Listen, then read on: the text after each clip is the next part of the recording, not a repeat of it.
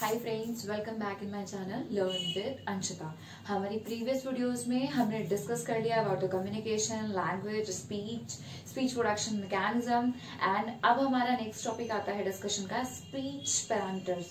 तो जो मैंने स्पीच की इंट्रोडक्टरी क्लास ली थी उसमें मैंने आपको ऑलरेडी बताया था कि स्पीच के 3 टाइप्स के पैरामीटर्स होते हैं, non segmental, segmental and supra segmental. तो आज हम स्पीच के पैरामीटर्स का फर्स्ट सेक्शन पढ़ेंगे अबाउट द नॉन सेगमेंटल, जिसे हम वॉइस भी कहते हैं। तो बेसिकली वॉइस क्या होती है? वॉइस एक टाइप के टोन है जो कि हमारे वोकल फोल्ड्स के थ्रू जनरेट होती है, वोकल कॉर्ड्स के थ्रू जनरेट होती है इन द लैरिंग्स, हमारे वॉइस बॉक्स में।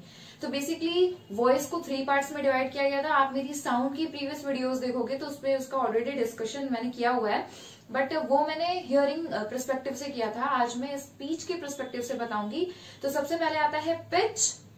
बेसिकली पिच क्या होता है? फ्रीक्वेंसी का साइकोलॉजिकल एट्रीब्यूट होता है और ये किस पे डिपेंड करता है? कि डिपेंड करता है हमारे वोकल फोल्ड्स के वाइब्रेशन पर सेकेंड वाइब्रेशन, यानी जो उसकी फंडामेंटल फ्रीक्वेंसी है पर सेकेंड वाइब्रेशन, वो कितना वाइब्रेट करता है उस पर निर्भर करता है। सेकेंड आता है लाउडनेस। लाउडनेस डिपेंड करता है वोकल फोल्ड्स के वाइब्रेशन का एम्पलीट्यूड कितना है। जो मैंने अगर आपको याद हो पेंडुलम वाला एग्जाम्पल बताया था, उसमें बताया था कितना वो ट्रेवल करते हैं। तो एज ए वोकल कॉर्ड्स कितना ज्यादा ट्रेवल कर रहे हैं और फिर अगेन अपने इक्विलिब्रियम में आ रहे हैं, दैट इज एम्पलीट्यूड। थर्ड आता है क्वालिटी। तो मैंने आपको पहले भी बताया था कि जब हम किसी से फोन पे बात कर रहे होते हैं, जब हमारे प्रीवियस टाइम था और उसमें हमारे नंबर्स शो नहीं होते थे, तो हमें गेस करना होता था ना किसका फोन आया। तो कैसे पता करते थे? किसी की आवाज से। डिफरेंट टाइप के सिंगर्स हैं, आप उनकी आवाज सुनते ही पहचान जाते हो, अच्छा ये इस सिंगर का गाया हो। क्यों? क्योंकि वो इंडिविजुअल की क्वालिटी है, एक व्यक्ति की जो कि सेम एज ग्रुप के हैं, सेम सेक्स है, एक ही एनवायरमेंटल बैकग्राउंड से हैं, उनकी आवाज एक दूसरे से भिन्न होती। क्यों? वो होता है क्वालिटी की बेस पे। तो बेसिकली क्वालिटी निर्भर करता है सारी जो कैविटीज हैं हमारी, वो किस तरीके से पोजिशन्ड है, उनका स्ट्रक्चर कैसा है, कुल मिला के रेजोनेटरी इफेक्ट पर जो है वो हमारा क्वालिटी निर्भर करता है। तो ये तो हमने डिस्कस कर लिया बेसिकली कि वॉइस क्या क्या होती है। तो वॉइस कुछ नहीं बल्कि एक हमारे वोकल फोल्ड्स का एक द्वारा जनरेट किया हुआ एक टोन है, वाइब्रेशन है, और ये 3 तरीके से डिवाइड किया मैंने, पिच, लाउडनेस एंड क्वालिटी। अब हम बात करते हैं डिसऑर्डर। तो कोई भी किसी भी तरीके का डिसऑर्डर, तो डिसऑर्डर का मतलब है कि ऑर्डर मतलब एक सीरीज में कोई चीज है, डिस यानी वो सीरीज ब्रेक हो रही है, वो सीरीज कहीं ओवरलैप हो रही है, कहीं से रुक रही है, कहीं अटक रही है, सामान्य रास्ता नहीं अपना रही है। तो बेसिकली वॉइस डिसऑर्डर में क्या होता है कि किसी भी व्यक्ति विशेष की जो है वाणी, यदि उसकी आयु, उसके जेंडर, उसका आप कह सकते हो भौगोलिक वातावरण, उसका सांस्कृतिक जो माहौल है उससे अलग है, असामान्य है, और कहीं ना कहीं सुनने वाले यानी लिसनर का जो है ध्यान खींच रही है, आकर्षित कर रही है, तो उसे क्या बोलते हैं? Voice disorder. फिर से मैं आपको बताऊंगी कि किसी भी इंडिविजुअल की जो वॉइस है, यदि वह उसकी एज, जेंडर, कह सकते हो आप हिंदी में मैं बोलूं आयु, लिंग, भौगोलिक वातावरण, सांस्कृतिकता के आधार पे अलग है, सामान्य नहीं है, असामान्य है, और सुनने वाले का जो है या श्रोता का ध्यान आकर्षित कर रही है, तो उसे क्या कहते हैं? वॉइस डिसऑर्डर कहते हैं। आप देख सकते हो मैंने यहाँ पे भी लिख रखी है चीजें, ठीक है। तो उसके बाद हमारा नेक्स्ट आता है कि वॉइस डिसऑर्डर किस तरह के होंगे। तो जैसे कि मैंने आपको बताया था वॉइस 3 पार्ट्स में डिवाइड है, पिच, लाउडनेस एंड क्वालिटी। वैसे ही हमारा वॉइस डिसऑर्डर भी आगे डिवाइड है, पिच डिसऑर्डर, लाउडनेस डिसऑर्डर और क्वालिटी डिसऑर्डर।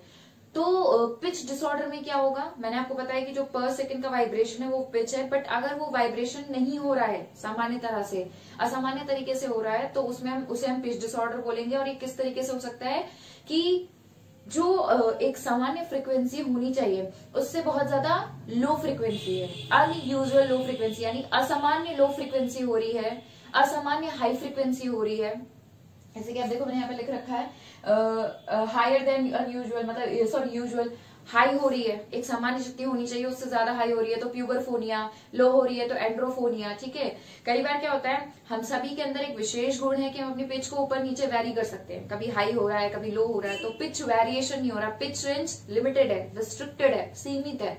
नेक्स्ट क्या हो सकता है कि हमारा जो पिच का फ्लो है उस पर कंट्रोल नहीं है, पूरी तरह से हम नियंत्रित नहीं कर पा रहे, तो पिच अटक अटक कर निकल रही है, पिच ब्रेक जिसको बोलते हैं। तो ये सब कुछ उदाहरण है पिच डिसऑर्डर के। उसके आगे बढ़ते हैं हम लाउडनेस डिसऑर्डर पे। तो बेसिकली लाउडनेस कहीं ना कहीं एक होता है ना कि हम किस तरीके से रेगुलेट कर रहे हैं अपनी लाउडनेस को, अपनी तीव्रता को, अपने एम्पलीट्यूड को। तो इसमें दो तरीके से कह सकते हो समस्या हो सकती है। एक तो जितना हमें मतलब जितना हमारे आसपास का शोर का स्तर है या हमारा स्पीकर जो है लिसनर, उससे हमारी दूरी कितनी है, इस आधार पर हम अपनी वाणी की लाउडनेस रखते हैं। जैसे कि आप भीड़ वाली जगह पे बात करो तो थोड़ा लाउड हो जाते हो ना कि सामने वाले को सुनाई नहीं पड़ेगा, या फिर आपका फ्रेंड कोई थोड़ा दूर खड़ा है तो आप थोड़ा तेज बोलोगे, पास में है तो थोड़ा धीमे बोलोगे। तो बेसिकली हमें ये क्वालिटी होती है कि लिसनर कितनी दूर है या आसपास के शोर का स्तर कितना है, उस आधार पे हम अपनी लाउडनेस को कम ज्यादा करते हैं। तो बट इसमें क्या होता है, जो सामान्य हमें जो चाहिए लाउडनेस का लेवल, उससे या तो बहुत ज्यादा डिक्रीज हो जाता है या बहुत ज्यादा इंक्रीज हो जाता है। आप देखो यहाँ पे मैंने लिख रखा है कि रिड्यूस्ड लाउडनेस और एक्सेसिव लाउडनेस। थर्ड आता है क्वालिटी डिसऑर्डर, जो कि जो गुणवत्ता के आधार पे हम बताएंगे। इसमें मैंने 3 तरीके से डिवाइड किया हुआ है, नेजालिटी, ब्रीदीनेस एंड हार्श। नेजालिटी नाम से समझ में आ रहा है कि कुछ नाक वाला इफेक्ट आ रहा है। तो आपको याद होगा मैंने स्पीच प्रोडक्शन मैकेनिज्म में बताया था, एक वेलोफेरिंजियल हिस्सा है वेलम और फेरिंग्स के बीच का। तो अगर वो बंद होगा, मैंने आपको बताया था ना वेलम ऐसे बेंड रहता है, तो अगर जब ओरल साउंड बोलना होता है तो वो ऊपर वाले नेजल हिस्से को कवर करता है और हवा ओरल निकल जाती है, और जब वो ओरल वाले हिस्से को कवर करता है तो हवा नाक से निकल जाती है। तो बेसिकली क्या होता है, असामान्य वेलोफेरिंजियल पोर्ट जो है वो असामान्य रूप से खुला रह जाता है। तो कहीं ना कहीं ज्यादातर हवा कहाँ से निकल रही है, नाक से निकलती है, नाक वाले हिस्से से निकलती है। और अगर ज्यादा निकल रही है तो हाइपरनेजालिटी, कम निकल रही है तो हाइपोनेजालिटी। तो असामान्य रूप से वेलोफेरिंजियल पोर्ट के खुले रहने पे ज्यादातर समस्याएं होती है, और वो अगर नाक से ज्यादा हवा निकल रही है तो हाइपरनेजालिटी, कम निकल रही है तो हाइपोनेजालिटी। उदाहरण देती हूँ, जैसे कि और आप लोगों का दिन कैसा रहा, आप मुझे प्लीज बताइए। तो मैंने थोड़ा सा कोशिश की है, मैं आपको एक उदाहरण देकर समझा रही हूँ कि मैंने पूरा नाक से हवा निकालने की कोशिश की। This can be example of hypernasality. और उसके बाद आगे बढ़ते हैं ब्रीदीनेस। तो इसमें क्या होता है, ग्लॉटिस पे जो हमारा नियंत्रण है, मतलब उससे क्या होता है, इनएफिशिएंटली हवा निकलती है, ठीक है। तो उससे क्या होता है, एक्सेसिव अमाउंट ऑफ एयर निकलता है, पफ निकलता है, जिसकी वजह से ऐसा लगता है मुझसे ज्यादा हवा निकल रही है। हवा का एक कह सकते हो आप एक उदाहरण ले सकते हो, जैसे हमारे जब बड़े बुजुर्ग होते हैं उनके दांत भी कम टूट जाते हैं ज्यादातर, और होठों पे या जीभ पे इतना नियंत्रण नहीं रहता, तो बात करते हो हवा से नहीं हो, कुछ इस तरीके से एयर का कुछ पफ सा निकलता है, वो ब्रीदीनेस का एग्जाम्पल हो सकता है। थर्ड आता है हमारा हार्शनेस। हार्श ज्यादातर आप कह सकते हो कि बहुत ही ज्यादा जब हम वोकल फोल्ड्स पे बहुत ज्यादा स्ट्रेस डाल के, बहुत ज्यादा टाइट प्रेशर के साथ जब बोलते हैं तो वो फ्रिक्शन सा जनरेट करती है, और उसे हम हार्श वॉइस कहते हैं। तो इस तरीके से हमने डिस्कस किया कि डिफरेंट टाइप के वॉइस डिसऑर्डर के अंदर क्या क्या एग्जाम्पल्स हो सकते हैं। पिच डिसऑर्डर्स हो गए, लाउडनेस डिसऑर्डर हो गए एंड क्वालिटी डिसऑर्डर हो गया। पिच डिसऑर्डर में डिस्कस किया अबाउट द एंड्रोफोनिया, प्यूबरफोनिया, पिच ब्रेक, है ना, रिस्ट्रिक्टेड पिच रेंज। उसके बाद लाउडनेस में डिक्रीज लाउडनेस और कह सकते हो एक्सेसिव लाउडनेस। और फिर क्वालिटी में हमने डिस्कस किया अबाउट द नेजालिटी, ब्रीदीनेस एंड हार्श। अब हम डिस्कस करेंगे कि ऐसी क्या प्रॉब्लम्स हो जाती हैं, क्या कॉजेज हो जाते हैं, क्या रीजन हो। तो अगर हम कॉजेज की बात करते हैं, सच में आपको उतना कैटेगरी वाइज नहीं बता रही हूँ, बट फिर भी लेट्स डिस्कस। सबसे पहले कहीं ना कहीं होता है कंजेनाइटल एबनॉर्मलिटीज।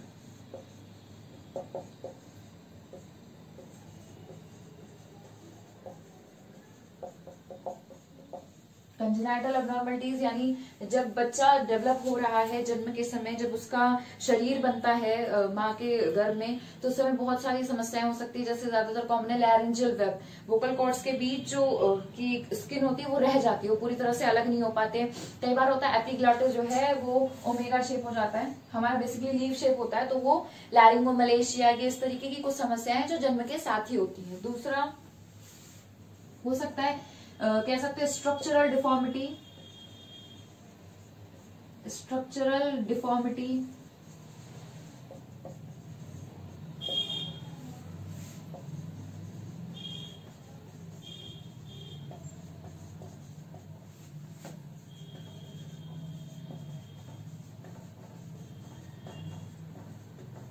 स्ट्रक्चरल डिफॉर्मिटी में जैसे आप कह सकते हो वोकल नोड्यूल्स, सिस्ट, अर्थात वोकल फोल्ड्स के बीच में दाने सा या कुछ इस तरीके से कह सकते हो कोशिकाओं का समूह इकट्ठा हो जाता है, गांठ सी बन जाती है, तो सिस्ट इसकी वजह से भी वॉइस डिसऑर्डर हो सकता है। उसके बाद कुछ न्यूरोजेनिक डिसऑर्डर्स होते हैं।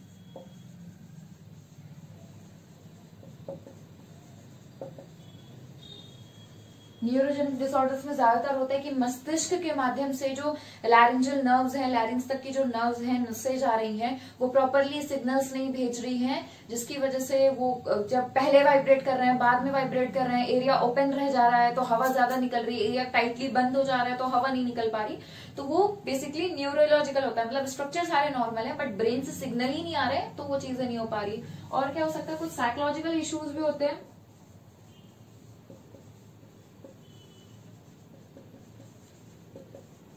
साइकोजेनिक डिसऑर्डर, कई सारी ऐसी समस्याएं होती है साइकोलॉजिकल या मेंटल इलनेस की, कुछ ऐसी समस्याएं होती हैं जिनमें भी वॉइस प्रोडक्शन जो है या वॉइस का जो हम कह सकते हैं जो उच्चारण कर रहे हैं, वॉइस प्रोड्यूस कर रहे हैं, उसमें समस्याएं उत्पन्न होती हैं। कुछ हो सकता है हमारा हार्मोनल इम्बैलेंस की वजह से भी होता है।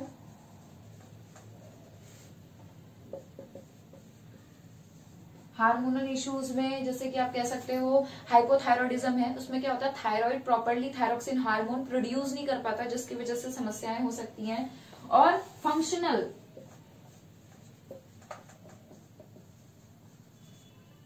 फंक्शनल में सबसे ज्यादा कॉमन है मिसयूज एंड अब्यूज या ओवर यूज।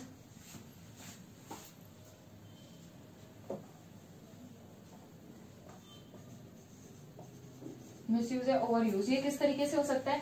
आपने देखा होगा बहुत सारे टीवी में आर्टिस्ट आते हैं जो कॉमेडी कर रहे हैं या मिमिक्री करते हैं या एक साथ मेल फीमेल दोनों की वॉइस निकालने की कोशिश करते हैं, तो मिसयूज है, गलत तरीके से उसकी कह सकते हैं फंडामेंटल फ्रिक्वेंसी के साथ छेड़खानी करते हैं, तो उसकी वजह से भी स्ट्रेन हो जाता है। और एक्सेसिव चीखना, चिल्लाना, उसके बाद कंटिन्यू लगातार बोलते रहना, इन सब की वजह से भी वोकल कॉर्ड्स डैमेज होते हैं।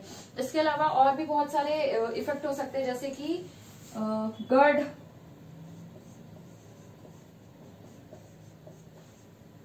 गैस्ट्रोएसोफेजियल रिफ्लेक्स की वजह से जो डिसऑर्डर होता है, उसमें बेसिकली क्या होता है, आप सामान्य भाषा में कह सकते हो कि कहते हैं ना कि एसिडिटी हो रही है, जलन सी हो रही है, तो वो कहीं ना कहीं इफेक्ट करता है हमारे वोकल कॉर्ड्स पे।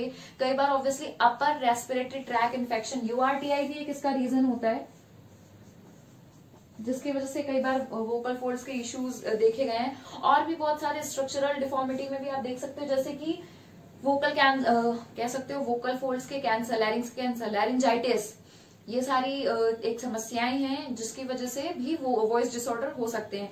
Smoking, chewing of tobacco, screaming और फिर बहुत ज्यादा यूज करना वोकल फोल्ड्स का, तो ये सब कहीं ना कहीं कुछ कॉजेज हैं जिनकी वजह से वॉइस डिसऑर्डर हो सकते हैं। अब एक टर्म है जो मैं आपको और समझाना चाहूंगी, वो है वोकल हाइजीन।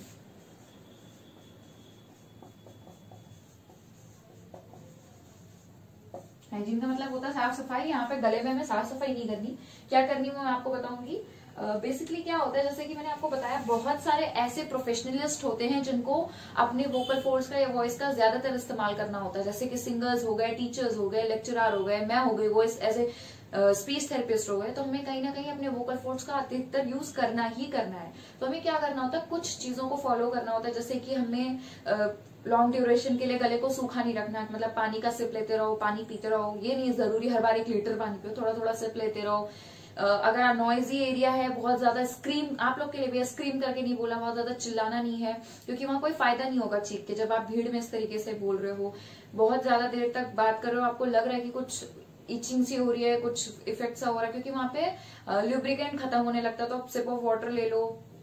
बहुत ज्यादा ठंडा या बहुत ज्यादा गर्म चीजों का वोकल फोल्ड्स पे प्रभाव मत डालिए कि बहुत ज्यादा गर्म पी रहे हो, बहुत ज्यादा ठंडा पी रहे हो, उसकी वजह से भी गले पे दर्द हो जाता है, ड्राइनेस शुरू हो जाती है। साथ ही साथ ज्यादातर ऑयली कह सकते हो फास्ट फूड्स, इनको अवॉइड करो, क्योंकि इनकी वजह से भी गैस का जो रिफ्लेक्स आता है उसकी वजह से भी वोकल फोल्ड्स डैमेज होते हैं।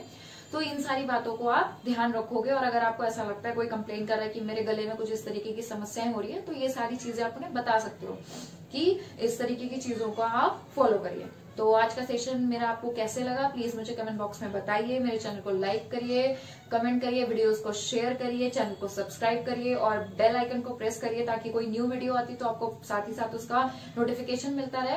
साथ ही साथ फेसबुक पे मेरा पेज है लर्न विद अंशिता के नाम से, उसे जरूर फॉलो करिए क्योंकि जो वीडियोस मैं बनाती हूँ उससे रिलेटेड ही चीजें और मैं उस पर क्या कह सकते हो आप पोस्ट करती हूँ, तो आप उससे कनेक्टिविटी बनी रहती है। तो अब नेक्स्ट सेशन में मिलते हैं, तब तक के लिए थैंक यू।